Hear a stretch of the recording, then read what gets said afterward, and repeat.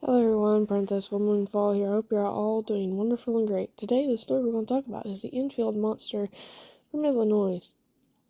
About 10 p.m. on April 25th, 1973, Henry McDonald heard some scratching at his front door. Thinking it was a bear, he grabbed his gun and a flashlight.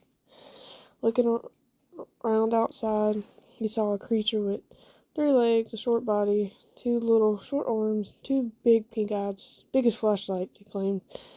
Stood about 4.5 feet tall, grayish color that almost looked like a human in a dog shape. He fired 4 shots, one hit making it hiss like a wildcat. It fled towards a nearby railroad embankment covering 50 feet in 3 jumps.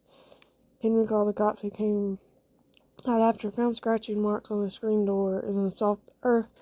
Around where the creature was, they found a dog print with 6 toes on it. Police also considered Henry to be rational and sober when reporting the situation. Police interviewed nearby residents, and Greg claimed to encounter the creature a half hour before Henry did. The creature stepped on Greg's tennis shoes that were outside, tearing them to shreds. 2 weeks later, Henry saw the creature again around 3 a.m. along the railroad. He called the radio station, and a search party was formed later that day. The search party found an ape-like creature. They claimed to have a recording of the creature's cries. They shot towards the creature and it fled. And as far as I can tell, Greg and Henry and the people who went in that search party are the only ones who ever saw the monster. He never appeared ever again, and I also couldn't find the tape that they claimed to record the creature's cries. So, is it a hoax, or I don't know. Let's go on to the next story. The next story I want to talk about is a personal favorite of mine. It's the Jersey Devil. I'm pretty sure we all heard this, but let's go ahead. The story goes that Jane Leeds, also known as Mother Leeds, which we will refer her to as everyone does.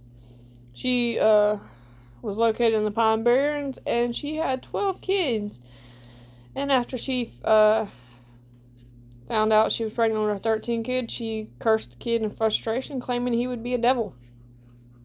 In 1735, she went into labor on a stormy night as family and friends gathered around.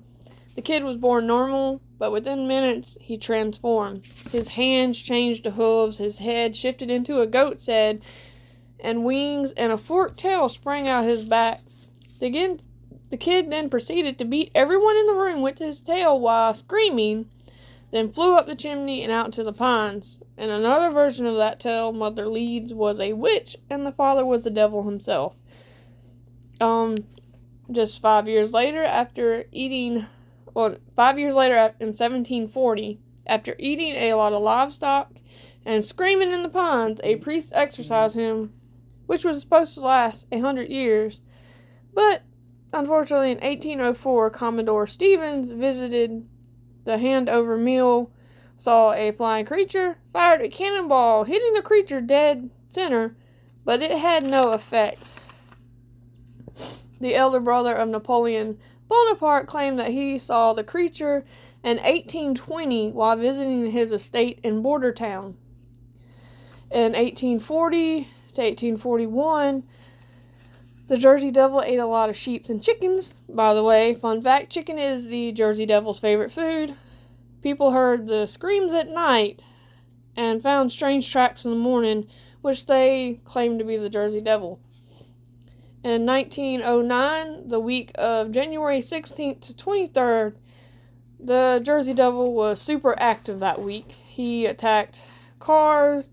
Police fired on the creature with no effect. Of course, unidentified footprints in the snow and sightings were reported throughout South Jersey, Delaware, and western Maryland. In December 1925, in Greenwich Township, a local farmer shot and killed a creature as it attempted to steal his chickens. He then took a picture of the corpse and claimed that none of the 100 people he showed the photo to could identify it. But unfortunately, in 1927, a cab driver got a flat on a road. He got out, fixed it, As he was doing this, a creature landed on the roof of his cab, shaking it violently.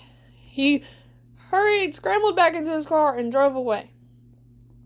In July 27, 1937, an unknown animal was seen with red eyes. That's all I found on the thing. But in 1950, a driver was chased by a two-legged creature that kept pace at 50 miles an hour. So damn, good luck running away from him. In 1951, a group of boys in Gibbstown, New Jersey, claimed to see a monster matching the Jersey Devil's description. Later that year, the Jersey Devil terrorized a town. One night, a boy saw him looking through his window and went into convulsions. The next night, another unfortunate boy had the same encounter and the same outcome. The entire time, people heard the screams of the Jersey Devil, and one man even claimed that the Jersey Devil almost grabbed him as he was making his way through the woods. In 1960, tracks were found along with hearing noises said to come from the Jersey Devil. In 1961, a driver watches as the Jersey Devil leaps across the street. Why he just did not fly, I do not know. In 1966, about 40 animals were massacred and thrown pretty much found all around the farm. It was not a pretty sight. 1977, a woman saw the Jersey Devil minding his own business eating blueberries. Another sighting that same year at a campground where a bunch of kids went, to enjoy their summer. He jumped on trailers, shaking their trailers while screaming. And police had a shootout with him. Of course, no effect. The chicken farms nearby were raided. A year later, in 1978, a group of teenagers saw the Jersey Devil with his big red eyes and claimed he stank. I'm sorry, that I cannot stop giggling at that. In 1993, a Boy Scout troop, along with their leader, saw the Jersey Devil. In 2000, a driver saw the Jersey Devil standing on the side of the road, saw it leap up, and then started flying across the marshland. In 2004, a driver saw the Jersey Devil just flying down the road. In 2008, a Jersey Devil was spotted on the side of the road at a car accident.